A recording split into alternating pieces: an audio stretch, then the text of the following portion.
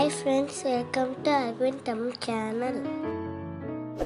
Hi friends, அனைவருக்கும் வணக்கம். நீங்கள் நம்ம சேனலுக்கு புதுசுனா சப்ஸ்கிரைப் பண்ணிக்கோங்க, பக்கத்துலேயே இருக்கிற பெல் பட்டனை ப்ரெஸ் பண்ணிக்கோங்க. இன்றைக்கி நம்ம என்ன பார்க்க போகிறோன்னா வித்தவுட் சுகர் கோவா. அதுக்கு என்ன தேவையான பொருள் பார்க்கலாம். ஒரே ஒரு பொருள் தான், பால் தான். பாருங்கள், பால் பார்த்திங்கன்னா 1.5 லிட்டர் பால் எடுத்து வச்சுருக்கேன். இப்போ கேஸ் பற்ற வச்சுக்கலாம். ஒரு நாஸ்டிக் பேன் வச்சுக்கோங்க, அப்போ தான் அதில் ஒட்டாமல் வரும். பாருங்கள், 1.5 லிட்டர் பால் அதில் ஊற்றிடலாம்.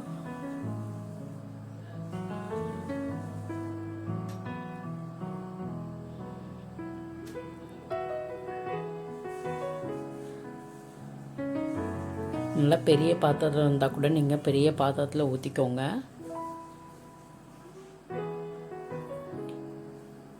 பாருங்க, ஊற்றியாச்சு. இதை நல்லா கலரி விட்டுகிட்டே இருங்க. பால் பொங்கிட போது, பொங்காமல் பார்த்துக்கோங்க. பாருங்க, இந்த மாதிரி நல்லா நம்ம கலரி விட்டுக்கிட்டே இருக்கணும், விடாமல். எங்கேயோ ஏடெல்லாம் அடி பிடிக்காமல் பார்த்துக்கணும். நல்லா கொதிக்குது பால், நல்லா கலரி விட்டுக்கிட்டே இருங்க. இப்போ இந்த வித்தவுட் சுகர் எதுக்கு செய்கிறேன்னா, எதனா நம்ம ஸ்வீட்ஸு, குலோப் ஜாமுன், எதனா இந்த மாதிரி ஸ்வீட் ஐட்டம்லாம் செய்கிறதுக்கு இதை ஆட் பண்ணிக்கலாம். ரொம்ப நல்லாயிருக்கும். குழந்தைங்களுக்கும் நல்லா கொடுக்கலாம், விரும்பி சாப்பிடுவாங்க. இப்போ சுகரோடு வேணும்னா இதிலே நீங்கள் கொஞ்சம் சர்க்கரையும் நெய்யும் போட்டாலே நம்ம கடையில் விற்கிற பால்கோவா மாதிரி சூப்பராக இருக்கும். நான் இந்த வாட்டி சர்க்கரை இல்லாமல் தான் பண்ணியிருக்கேன். இப்போ அங்கே நல்லா கலரி விட்டுக்கிட்டே இருக்கணும். அடியே பிடிக்கவே கூடாது. நல்லா சுண்டி பால் நல்லா வரும். இப்போ பாருங்கள், எப்படி ஆயிடுச்சு. பால்கோவா பதத்துக்கு வர ஆரம்பிச்சிடுச்சு.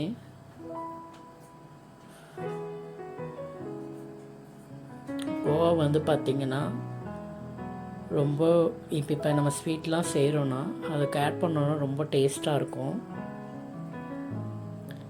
இது எப்பவுமே நம்ம வீட்டிலையே பண்ணுறது ரொம்ப நல்லது.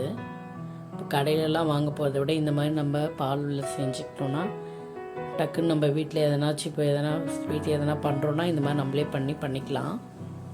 டேஸ்ட்டும் நல்லாயிருக்கும். பாருங்கள், நல்லா சுண்டிடுச்சு.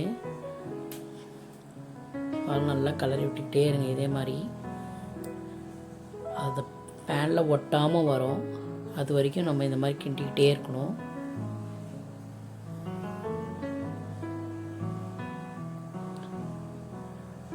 பாருங்கள், நம்ம கலர் பாருங்கள், அதில் ஒட்டவே ஒட்டாது. கோவா ரெடி ஆயிடுச்சு. பாருங்கள், கலராக அவ்வளோதான். தண்ணி நல்லா ஏற்றுறவே சரியாக வந்துடுச்சு. பாருங்கள்,